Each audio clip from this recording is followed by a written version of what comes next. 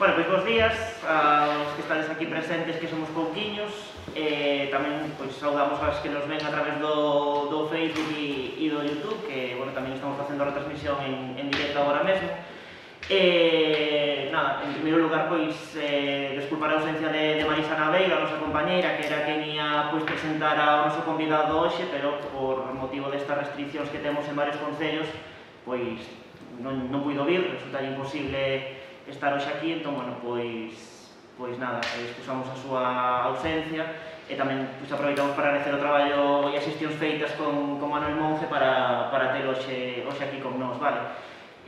Bueno, como vedes, temos aquí connosco a Manuel, unha vez máis, que para nós é un placer volverlo a recibir aquí na agrupación de Camouco, xa creo que é a terceira vez que estás por aquí, Manuel. Sí. E nesta ocasión, pois, vennos a presentar o seu último libro, que temos aquí, Os restos do franquismo en Galiza, que, bueno, é un tema que sempre está de actualidade, un tema do que sempre pois, non gusta falar, pero se cadra agora mesmo, e despois non teremos ocasión de explicar que se cadra está tamén de actualidade, incluso nestes mesmos momentos, con todo o que se viviu nos últimos meses co tema do Pazo de Meirás, se cadra, con esa, bueno, coñecíamoslo Antonte, que xa hai unha data para a entrega das chaves, o día de decembro.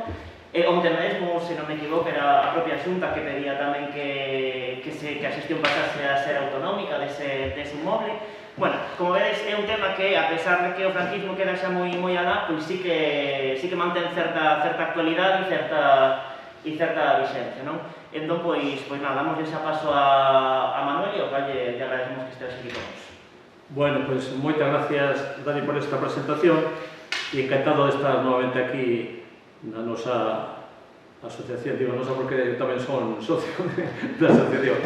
Bueno, decía nadie que somos moi poucos, somos moitísimos, porque está moita xente tamén pendente desta retransmisión en directo e, bueno, eu penso que hai que combatir tamén un pouco as circunstancias. Estamos en tempo de pandemia, con dificultades, pero que non podemos confinarnos na casa e estar un ano na casa, non? Es decir, cuando estás en confinamento, pues habrá que aceptar ese confinamento y tal. Pero mientras tanto, penso que hai que fazer non unha vida normal, tomando medidas, como tomamos os aquí, de mascarillas e distancia, pero que hai que continuar con unha actividade e así entende moitísima xente, non? Todos os días hai actos de centos e hasta miles de persoas por diversos motivos, non? Os compañeros e compañeras da Alcoa levan varios meses e non pararon de concentrarse e movilizarse en defensa do noso traballo. Estes sobres estivemos todos os pensionistas da CIGA concentrándonos tamén alrededor de, a ninguén se ocurre decir que, bueno, que os pensionistas que estén na casa hasta novo aviso, non? Onte fixemos en Coruña tamén a segunda marcha cívica pola devolución do Pazo da Casa Cornide ao pobo da Coruña, non? E, bueno, moi exitosa e tivo moita repercusión nos medios de comunicación e outras entidades como esta pues, están con a súa programación. Recibí información de que a Fundación Manuel María continuaba este sábado onte con actividades, está preparándose tamén un roteiro na Coruña por parte da Asociación Cultural Alexandre Bóveda, é dicir, que hai un intento de tomando as medidas, pero que non a xente non teña a sensación de que estamos mortos, non? Bueno, o libro este xa un pouco o mismo que os anteriores libros. A portada do libro xa, pues, a foto da portada é todo unha editorial, non? Ás veces costa moitísimo resumir algo, non? A transición, pues, que foi a transición? Bueno, pues ás veces colles unha foto da transición e resulta que xa está aquí, resumida a transición. E o anterior libro que presenté aquí tamén, este é a transición. Pues non hai que decir máis, aquí está Franco, que transmite a Juan Carlos, que tamén, e Felipe, no Pazo de Meirás. Pois esta é a transición. Claro, o resto do franquismo. Pois o que se nos vende é que eso non existe. Isto se pasou, é unha cosa de moitos anos, o franquismo. E cando a xente ve esta foto, di, bueno, isto foi que a Fraga o colleron así, de sorpresa, un día despistado, e o colleron levantando o brazo, non? Hai uns amigos que din que a foto esta é de Fraga e uns amigos parando o taxi, non? Bueno, pois, o colleron un día parando o taxi, non? E claro, cando explicas que esta foto non é parando o taxi, y que no fue de casualidad, sino que estuvo levantando el brazo 37 años hasta decir, coño, pues yo pensaba que la trayectoria política de Fraga es de toda vida. Se de boca, dice, no, eso fue al final, pero estuvo 37 años levantando el brazo, como fascista. Ah, pues él no sabía. Bueno, entón, eu que procuro estes libros é dar a batalla informativa. Por qué? Non se pode pedir que a xente se movilice, reivindique, se non hai información. Entón, aspecto primeiro, hai que informar. Algún dirá, no, es que a xente xa sabe destas cosas. Que va? Que va? Llevamos 40 y tantos años de democracia, pero esto no se enseña en las escuelas, no está en la programación. Yo digo como profesor, xa que levo 13 años jubilado, ¿no? Esto no entra. Explicar esto, que sería lo normal, ¿no? Explicar lo que a historia de los últimos 40-50 años. Esto no se explica. Entonces, hay una falta de información tremenda. Y si no hay información, no se puede conseguir absolutamente nada. Tivemos estas experiencias en moitas ocasións, ¿no?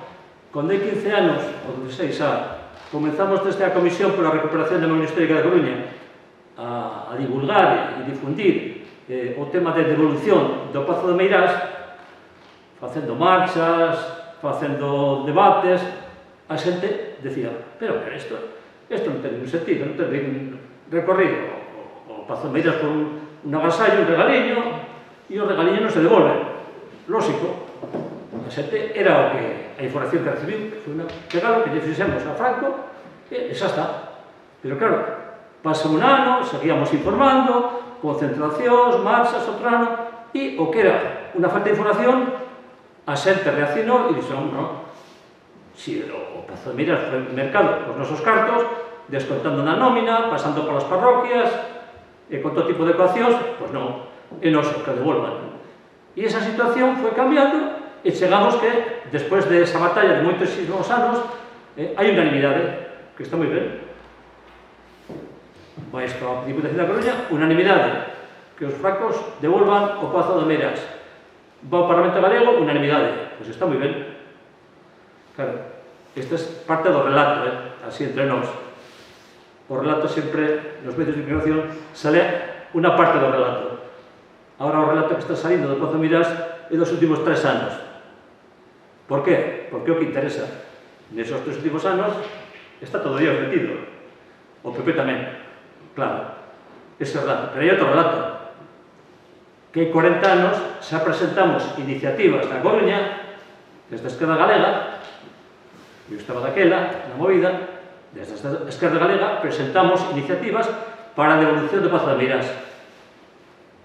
E votouse. E que fixo Coalición Democrática? Daquela Coalición Democrática estaba dentro da Coalición Democrática a Alianza Popular, que despois se convirtió no PP. Votaron en contra. En contra. Hai 40 anos. E durante 28 anos que estivo Ramón Rodríguez Ares, alcalde de Sada, do PP, que fixo? Defender que a familia Franco continuase co Pazo de Meirás. 28 anos, o PP. Bueno, pues hai que explicar este relato tamén. O libro trata un pouco tamén de desmontar o discurso oficial e o branqueo continuado que se fai de determinados persoeiros.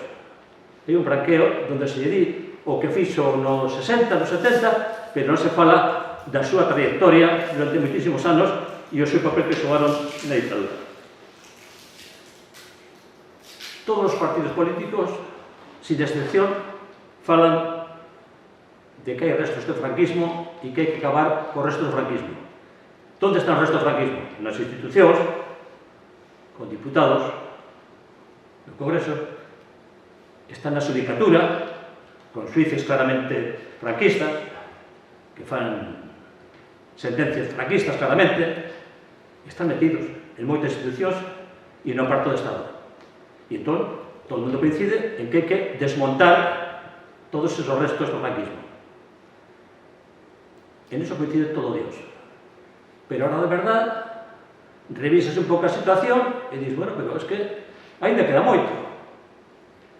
Comecé a escribir un pouco o libro este cando o ano pasado, a principios de 2019, a Dirección Xeral da Memoria Histórica, que depende do Ministerio de Justicia, publicaba simboloxía franquista que quedaba aínda. O PSOE decía, bueno, pues fixemos moito, pero aínda quedan algunhas cousas. E resulta que emitir un informe sobre esos restos que quedaban de simboloxía franquista en Galiza. Que informaba ese informe da Dirección Xeral de Memoria Histórica do Goberno do PSOE?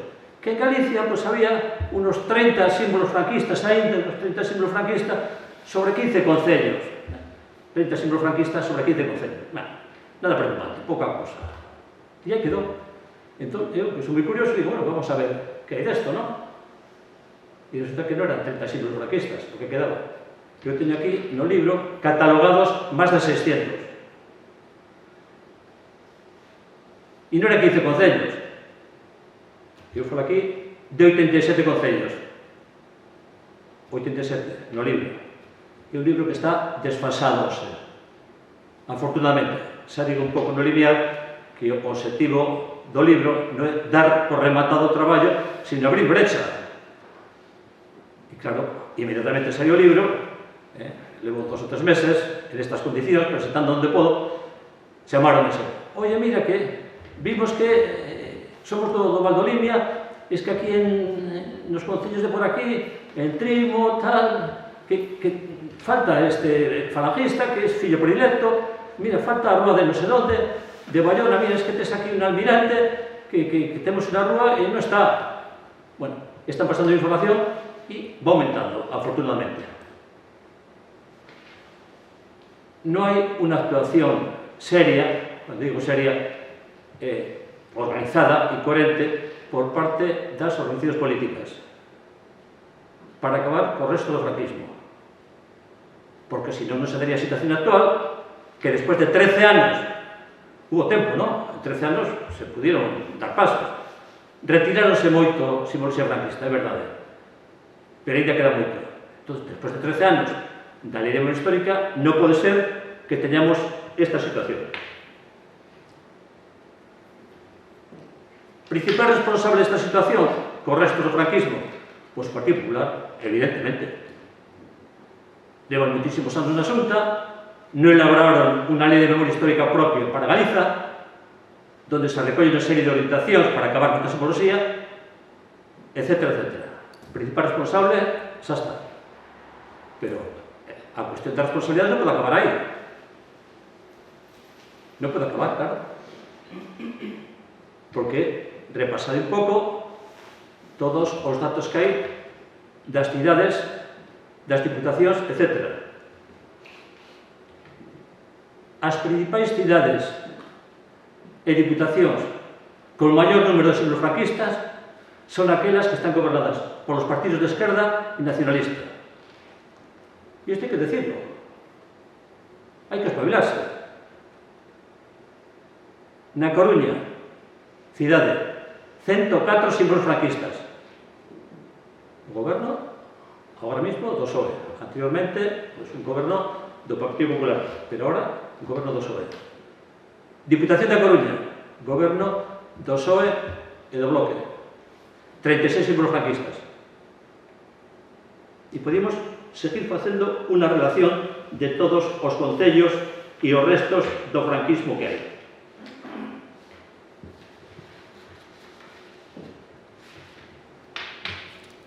Ferrolterra. Nos concellos de Ferrolterra hai máis de 80 símbolos franquistas. Falo de Ferrol, 47 símbolos franquistas en Ferrol. En Ares, depois falaremos 4, Cariño 3, Cedeira había 6, está en proceso de eliminación. En Fene 1, en Mañón, en Mugar do Sur, en Narón 3, en Ortigueira 9, en Pontedeume 5 e en Valdoviño 1. Máis de 80. Pero se vamos repasando un pouco outros concellos importantes onde goberna tamén a esquerda e o nacionalismo, en algúns casos solamente o PSOE, en Santiago hai 50 símbolos franquistas aínda. En Pontevedra temos 21, no concello de Pontevedra, símbolos franquistas. En Lugo temos tamén 21, etc. Por lo tanto, hai que decir que o principal responsable desta situación é o Partido Popular, pero hai unha responsabilidade tamén por parte de todos os partidos que non son o PP. Por lo tanto, estamos ante unha auténtica vergoña colectiva. Y no hay una reacción. Yo estoy escribiendo sobre esto, y caiga quien caiga, digo, mira, es que esto no... se ha pasado 13 anos, desde que se aprobou a chamada lei histórica, e non podemos ter esta cantidad de símbolos franquistas. Como podemos admitir que os principais responsables, juntamente con Franco, estaba con ser ministro, non? Como podemos admitir que esos responsables políticos con Franco de toda a represión, da dictadura, etc., como podemos permitir que continúen ose mismo con ministros como fillos adoptivos o tendo rúas nas distintas cidades? Sabedes cantos ministros de Franco hai en Santiago como fillos adoptivos? 20. Pero como podes ter a 20 ministros de Franco en Santiago como fillos adoptivos? En Ferrol, 9. Suances, Conotino Suances, Newton Túnez, Salvador Moreno Fernández, Pablo Martín Alonso, Camilo Alonso Vega, Manuel Lora Tamayo, José María Martínez de Sánchez Arzona, Jorge Vigón y Fernando Suárez Tangil. 9 ministros en Ferrol. Yo no penso, tenía que ver diariamente iniciativas de estos concellos, y digo, bueno, esto es una vergoña, que os ministros de Franco continúen como fillos adoptivos y por rúas. Pues no. Yo no penso una ofensiva organizada para acabar con esta situación. Que é unha vergoña. Por lo tanto, o que pido é que si todos estamos por acabar con o resto do franquismo, non podemos ter esas referencias ocupando as rúas, os nomes, o de fillos predilectos. Vou concretar en temas de actualidade para que vexades a importancia destas cuestións. O libro está bastante actualizado e recolle, rematei no comenzada esa pandemia, en marzo aproveitei para poñer un pouco a día, apareció tamén o tema de Juan Carlos, o tema das contas estas por aí, e, bueno, claro, metí tamén o resto do franquismo, Juan Carlos, claro, Juan Carlos, e hai que falar deso.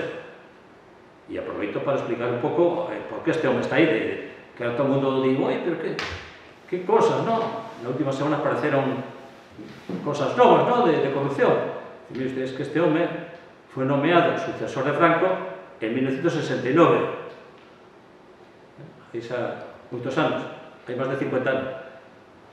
22 de suyo de 1969. E que dixo Franco? Digo, non, nomeo a este como meu sucesor, textualmente, para que todo quede atado e bien atado para o futuro.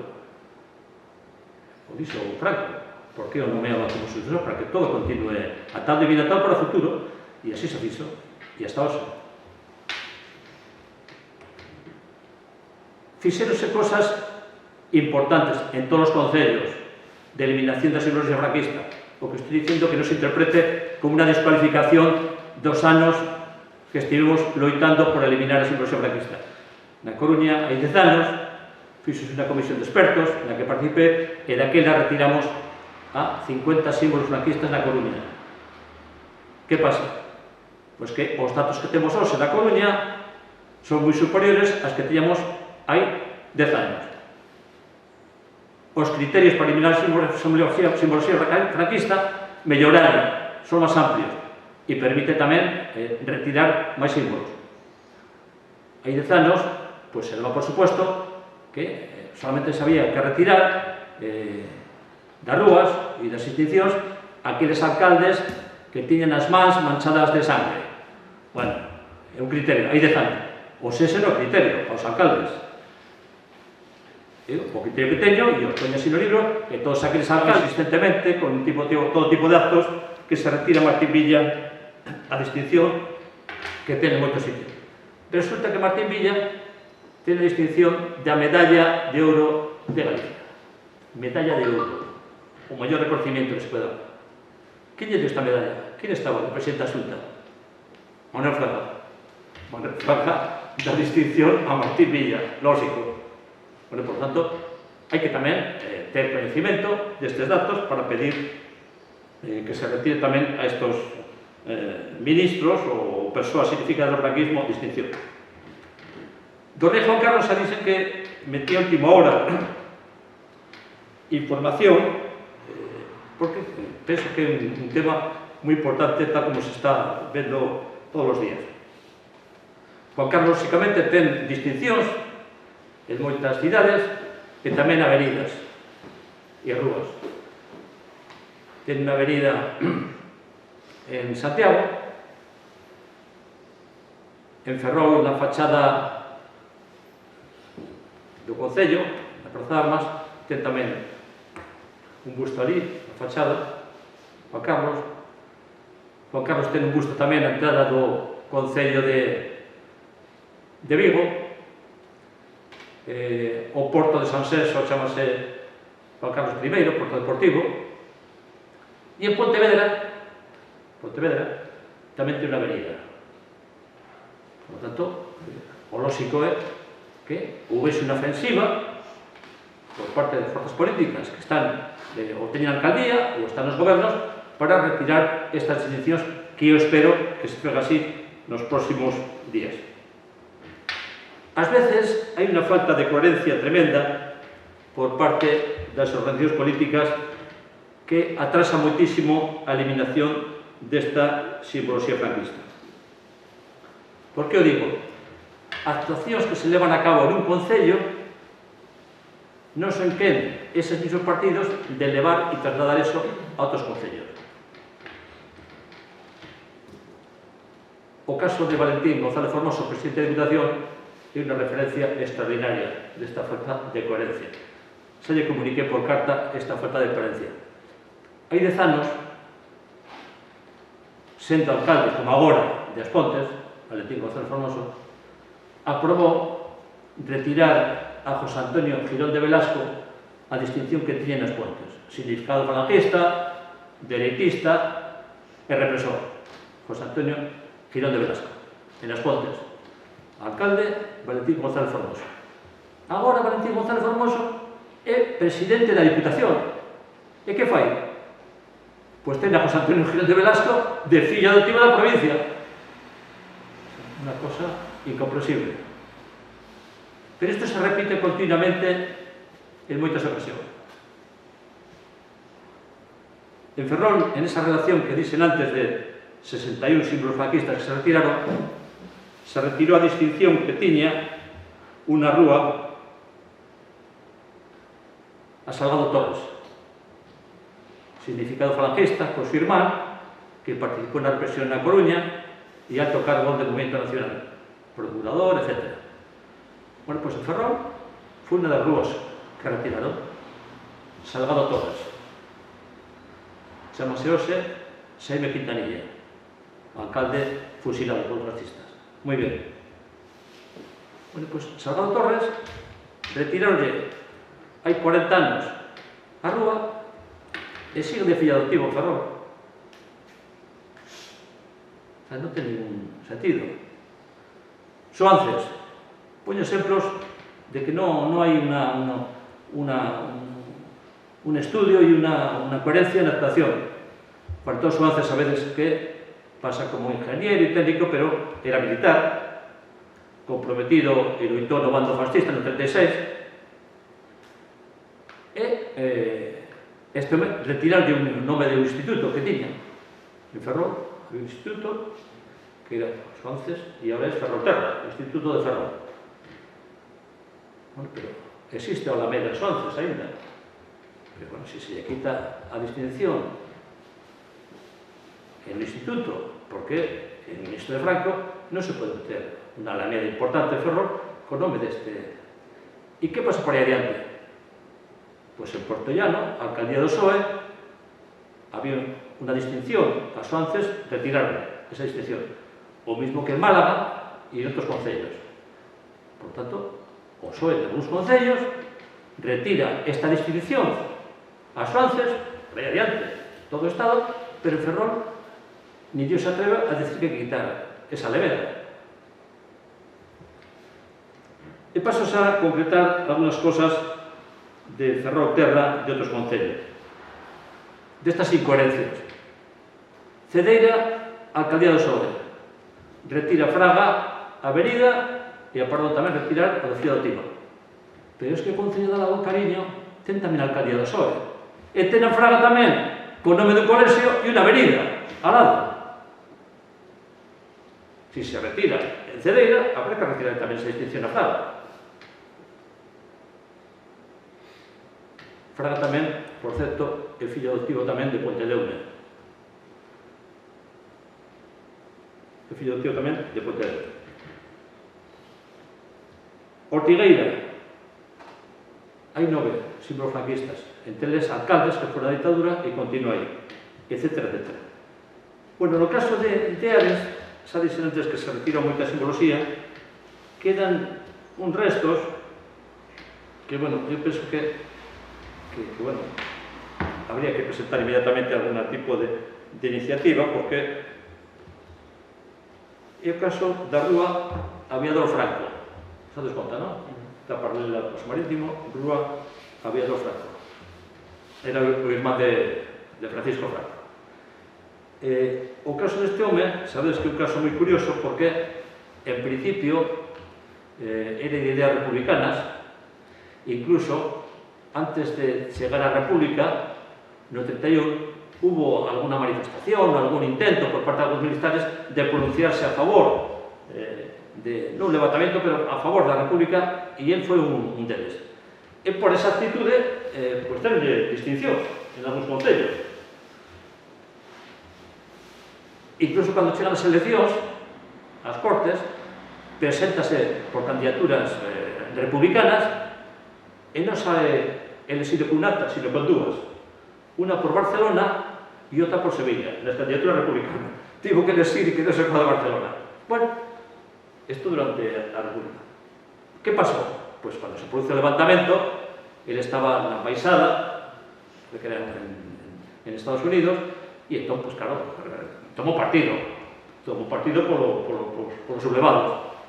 E estuvo destinado en toda a área mediterránea, unas bases que había en las Islas Baleares, y desde allí pues, estuvo bombardeando con el ejército sublevado a población de todo el Mediterráneo.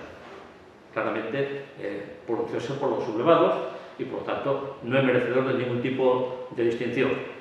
Después tuvo un accidente, en Moreno ese accidente. Entonces, en Barcelona, retirándose a rúa, Aviador Franco, en Valencia tamén, pero explico aquí que no caso de Valencia é curioso porque foi o propio PSOE o impulsor desta retirada a Ramón Franco, Aviador Franco, destas rúas. E quen dirixía esta reclamación, esta reivindicación de retirar as inscripcións a Ramón Franco, o Aviador Franco e Iván de Franco? Pois José Luis Ábalos. José Luis Ábalos. Daquela, estoy falando de uns anos, pues era moi reivindicativo e decía que a Rita Barberá non respetaba a memoria histórica e que non eliminaba ese por ser franquista.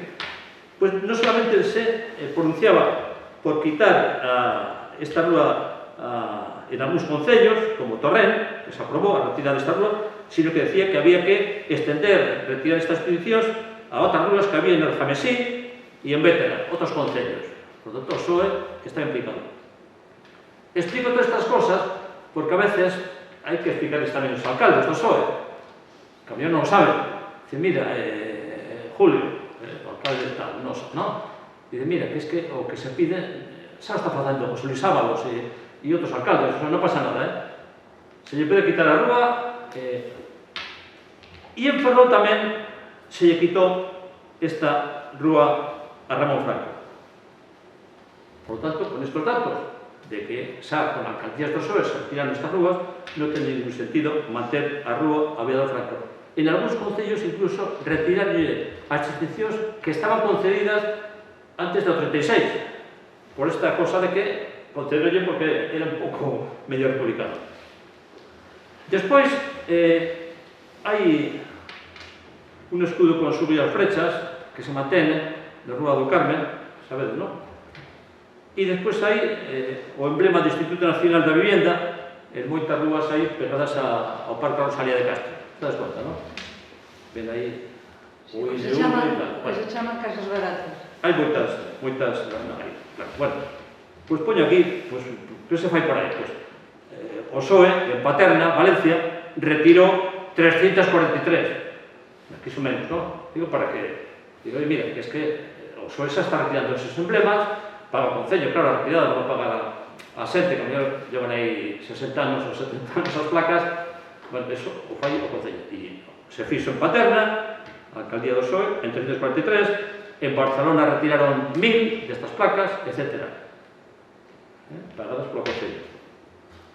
E despois temos tamén unha placa na bella Confradía de Pescadores, o seu pescador, os que imos por ali a tomar algo, pois vemos ali que hai unha placa de pedra donde explica que no 76 foi inaugurado por Baldomero Fernández Calviño, que aquela era procurador nas Cortes, non? Este tipo de referencias a inauguracións durante a dictadura e por persoas do movimento nacional ou franquistas están sendo retiradas.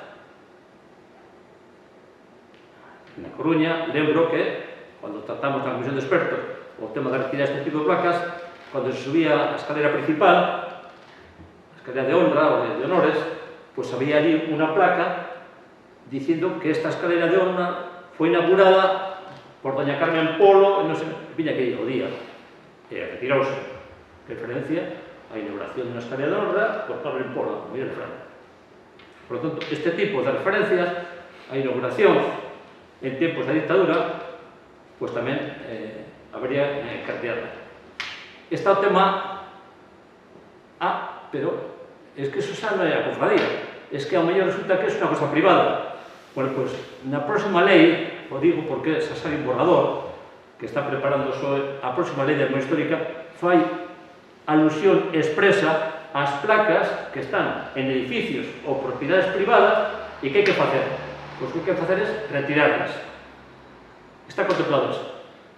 Es decir, non se pode alegar, dicir, non, nos aquí mantemos esta placa que pon non sei que non sei cuantos, porque está en miña, esta casa, e a placa está, non se pode quitar de aí. Pois sí se pode quitar. Esta cosa é que paga a retirada, pero está previsto na próxima lei. Hai pouco aparecido tamén en un bar de Arteixo, o caso tamén de unha persona que tiña todo o bar, toda a fachada decorada como se fose franquista. E dixo, non, isto é meu e eu non vou isto é meu. Pois non, mire usted. Aproveite agora para retirarlo tranquilamente, porque dentro de 4 días, cando dase unha nova lei, eso está previsto e vostede ten que retirar, queira ou non, esa simbología prevista. Comentaba antes que el profesor falando un pouco destas cosas, decía, non, sabe as cosas que pons aí de restos do franquismo, pero ainda hai aquí en Ares unha fonte, díxome por aí por... En Seselle, hai unha fonte que na parte de atrás, digo, bueno, pues a ver se vamos un día sacamos a foto e tal, para completar a documentación. É dicir, que ainda quedan cosas por aí, díxome unha fonte en Seselle que... Sí, teño, bueno, as flechas e o... Sí, que había o chube da flecha, alguna cosa, de un lado. Onde está, bueno, consérvase bastante ben. Pero non sei onde... Está, sabes, continental. Sí. Pois baixando por aquel camiño que hai por ali detrás, vas por ali entre unhas casas e estás por ali detrás. Bueno, pois que dicir que ainda nos queda cosas que inventar. Bueno, con isto un pouco quería acabar insistindo de que o tema este de acabar con o franquismo ten a vertiente, que é o que pretende o libro, a vertiente informativa, porque sin esta información pues, é imposible realmente que a xente poda reivindicar nada. Eu penso que sería interesante que en cada concello a propia sociedade, as propias asociacións, por reivindicar tamén isto, non? Hai unha semana estuvimos aí nas Fragas de Oime, avisoume o Concelleiro de Cultura de Cabanas que fixeron un monumento ali lembrando as persoas que foron asesinadas nas Fragas de Oime. fomos ali a inauguración deste monumento tanto moi bonito, e díxome, bueno, es que aquí en Cabanas hai un grupo de persoas que a ver se constituímos un grupo para recuperar memoria histórica e facemos actividades. Bueno, pues, eu penso que é unha boa iniciativa facer grupos de recuperación de memoria histórica, recuperando a historia e, sobre todo, a eliminación da simboloxía franquista.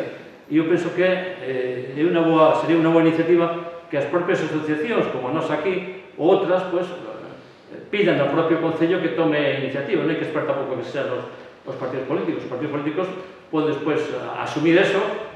Nos na Coruña levamos moitos anos facendo ese tipo de actuación. Presentamos as propostas a todos os grupos municipais e despois hai uns que aceptan e outros non, pero conseguimos que cheguen hasta pleno e que teñan difusión, iniciativas das propias entidades e asociacións. E máis nada, espero que este libro sexa o inicio desta recuperación da memoria histórica e que entre todos podamos avanzar tamén en acabar con estos restos do franquismo que están de moitísima actualidade, sobre todo cando se fala moito de que están a ascenso os partidos franquistas, unha forma tamén de parar os pés a estas formacións políticas franquistas é eliminar todos os restos do franquismo. Outro día, o propio Smith, diputado, non é diputado, é responsable do Concello de Madrid por parte de Vox, decía que, por supuesto, que en dictadura había eleccións democráticas, o sea que están defendendo claramente a dictadura como si nada, aquí non pasa nada durante o Montano. E, por supuesto, eleccións libres e democráticas. Bueno, para acabar con esta situación é importante que, por lo menos, estas referencias do franquismo, acabemos con elas a nivel de rúas e distincións de todo tipo. E máis nada.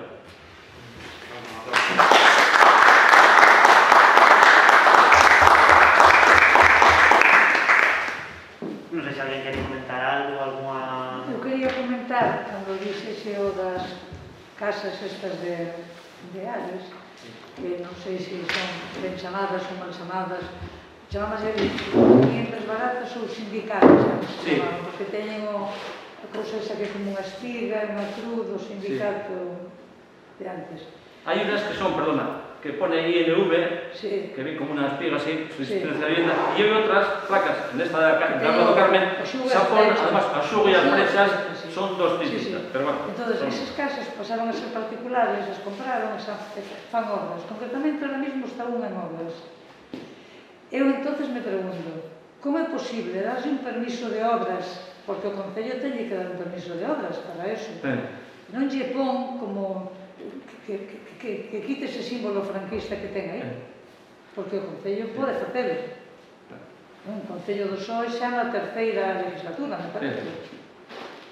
E máis que se fan reformas a veces das casas, están facendo unha casa nova, non se viches aí unindo dúas casas aí, frente do Parque Rosalía, están facendo unha reforma e volven a poñer outra vez. Sí.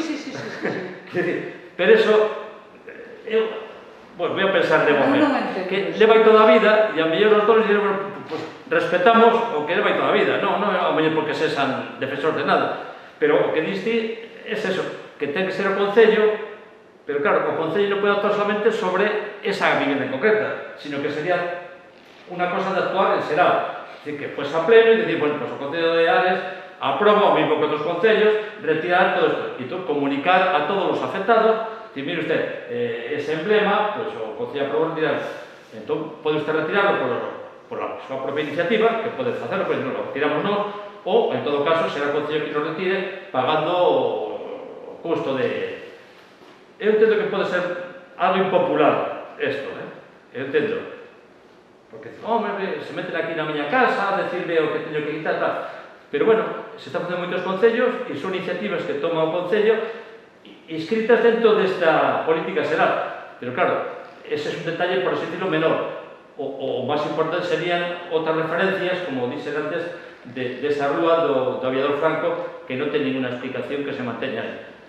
Eu penso que habría que levar ao pleno unha proposta xeral que englobe un pouco estas 4 cosas que dixen antes, o da placa esa que hai a Baldomero, o procurador